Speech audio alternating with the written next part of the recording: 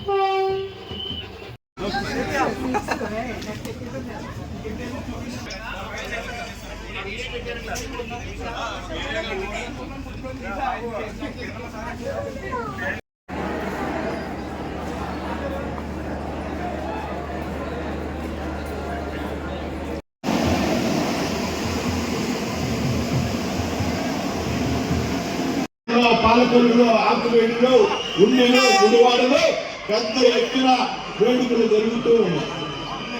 మన ఇంటిలో పండుగలాగా, మన ఇంటిలో పెళ్లిలాగా ఇవాళ ఈ ప్రాంతంలో ప్రజలంతా కూడా రోడ్డెక్కి పెద్ద ఎత్తున ఆనందంతో చేరుకుంటున్నారంటే దానికి కారణం ఈరోజు వందే భారత్ రైలు మన నర్సాపురం ప్రాంతం నుంచి ప్రారంభం కావడం అనేటువంటి విషయాన్ని అందరూ గమనించాలనుకుంటున్నారు. మిత్రులను మీ అందరికీ తెలుసు, నర్సాపురం ప్రాంతం, భీమవరం ప్రాంతం ప్రగతి సాధించినప్పటికీ అభివృద్ధి చెందినటువంటి ప్రాంతాలు అని చెప్పి కూడా బ్రాంచ్ లైన్ లో ఉన్నాయి. రైల్వే పరంగా మనం లూప్ లైన్ లో ఉన్నారనే విషయం అందరికీ కూడా తెలుసు. ఈ ప్రాంతానికి వందే భారత్ వస్తుందా, ఈ ప్రాంతంలో మనం వందే భారత్ రైలు ఎక్కగలుగుతాం అనేటువంటి అనుమానం మనందరికీ కూడా గతంలో ఉండేది. అయితే అనుమానాన్ని అందరూ కూడా పటాపంచం చేస్తూ రైల్వే శాఖ ప్రీతమ ప్రధాని నరేంద్ర మోడీ గారు, అలాగే రైల్వే మంత్రి అశ్విని వైష్ణవ్ గారి యొక్క, అలాగే రైల్వే ఉన్నతాధికారులు ఉన్నారు, రైల్వే బోర్డు చైర్మన్ గారు కానివ్వండి, జడ్ఎం గారు కానివ్వండి, సౌత్ సెంట్రల్ రైల్వే అధికారులకి, సదరన్ రైల్వే అధికారులకి అందరికీ కూడా, డిఆర్ఎఫ్ గారికి, సిపిఆర్ఓ గారికి అందరికీ కూడా పేరు పేరున కృతజ్ఞతలు తెలియజేస్తున్నాం.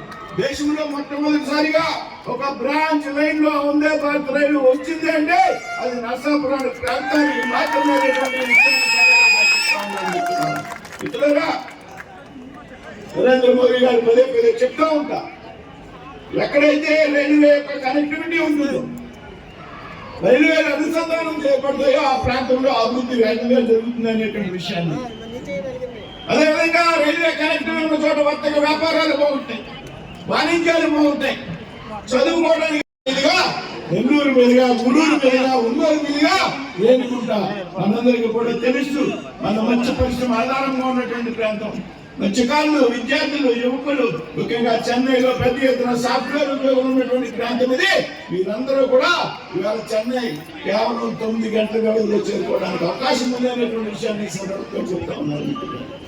సర్కార్ ఎక్స్ప్రెస్ ఎక్కాలి, భీమవరం వచ్చి దాదాపు 12:30-13 గంటల ప్రయాణం ఒకవేళ సర్కార్ ఎక్స్ప్రెస్ లో.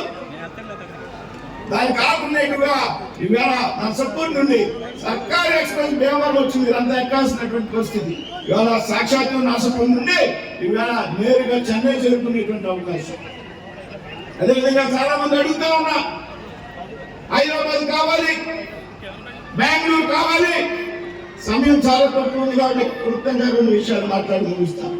చాలా మంది మాట్లాడచ్చు, అయినా కానీ సమయం తక్కువ ఉంది, ట్రైన్ సమయానికి బయలుదేరాలి. కాబట్టి ఏ విధంగా అయితే రాబోయేటువంటి రోజుల్లో ఇవాళ పెద్ద ఎత్తున ప్రచారం జరుగుతూ ఉంది, విజయవాడ నుంచి బెంగళూరు వందే భారత్ వస్తా ఉంది అని.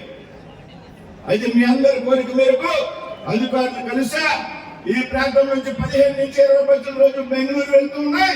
ఆ ట్రైన్ విజయవాడ నుంచి కాదు, నర్సాపురం నుంచి బయలుదేరేగా ప్రయత్నం చేయాలి అని రైల్వే అధికారులకి బస్సులు సంఖ్యతో సహా, ప్రయాణికుల సంఖ్యతో సహా వివరాలు సమర్పించడం జరిగింది.